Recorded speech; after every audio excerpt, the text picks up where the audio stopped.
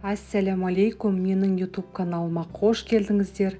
Каналыма міндетті түрде тіркеліп, пікір қалдыруды да ұмытпаңыздар.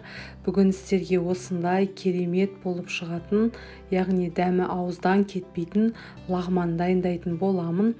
Видеоны соңына дейін көріңіздер. Өте дәмді болып шығатыны сөзсіз, және міндетті түрде жасап көрулеріңізге кеңесімді беремін.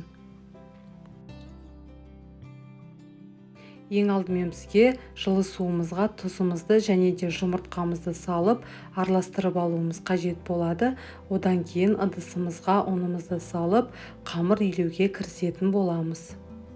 Қамырымызды өте жұмсақ қылмаймыз, яғни қаттырақ илеуіміз қажет болады. Сол кезде жаңағы лағманымыздың қамыры жақсы созылатын болады.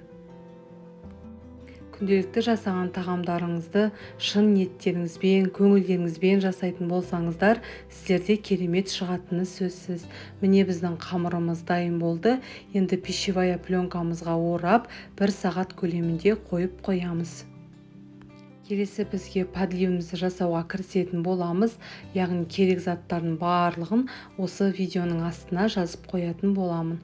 Алдымен бізге осылай пекинская капустамызды, яғни өте ұсақ қылмай, осылай үлкенірек қылып турайтын боламыз. Келесі подливімізге ерекше дәм беретін осындай жасыл бұршағымызды ұзынша етіп турап аламыз. Келесі сарымсағымызды 4 бөлікке бөліп, әр бөліктерімізді осылай қолымызбен ажырататын боламыз. Келесі, яғни бұрышымызды осылай қатты үлкен қылмай, орташа көлемде турайтын боламыз. Келесі етімізді де өте дәу қылмай, ұзынша етіп, орташа көлемде барлығын жақсылап турап шығуымыз қажет болады. Қуырған кезде өте әдемі көрінеді. Міне біздің қамырымыз 1 сағат тұрды. Енді осылай қолымызбен басып, ұзынша етіп барлығын, яғни кесетін боламыз.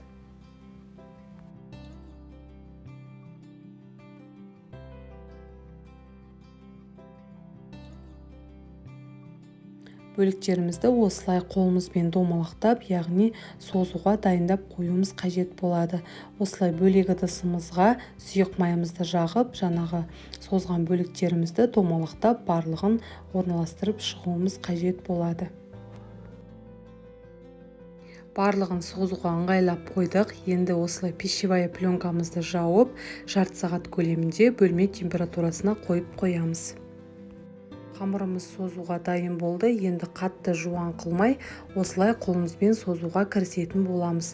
Яғни қолдарыңызды сұйық маймен майлап алуларыңыз қажет болады. Өйткені қолдарыңыз құрғақ болса, қамырларыңыз дұрыс созылмай қалады. Яғни барлық қамырымызды осылай жақсылап созып шығуымыз қажет болады. Одан кейін тағы да бір рет жіңішкелейтін боламыз. Жіңішкелеген кезде де қолдарыңызды майлап алыңыздар, сол кезде өте тез созылатын болады.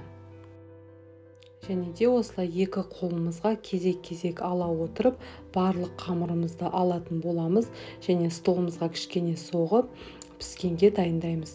Суымыз қайнағаннан кейін тұзымызды салып, дайын қамырларымызды осылай салып, вилканың көмегімен осылай ажыратып алатын боламыз. Қақпағын жауып, қайнағанын күтеміз. Қайнағаннан кейін осылай араластырып 2-3 минуттай қайнататын боламыз. Одан кейін бөлек ыдысымызға сорғытып алып, міндетті түрде 2-3 қабат суық сумен шаюымыз қажет болады. Енді подливін жасауға кірісетін боламыз. Қызып тұрған табамызға сұйық майымызды құйып, етімізді салып, соя соусын құямыз, және де етіміз жұмсарғанша бұқтырамыз. Одан кейін сарымсағымызды салып, қуыратын боламыз. Келесі жасыл бұршағымызды салып, тағы да 5 минуттай қуыратын боламыз. Дәміне қарай тұзымызды және бұрышымызды саламыз. Пекинская капустамызды салып, бұрышымызды салып, және де барлығын араластырып, 10 минуттай барлығын, яғни қақпағын жауып бұқтыратын боламыз.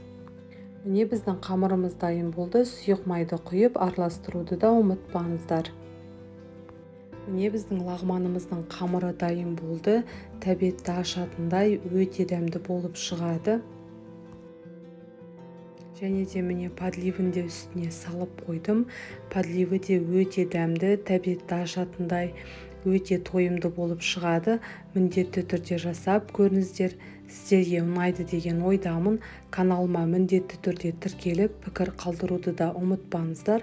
Барлықтарыңызға ас болсын.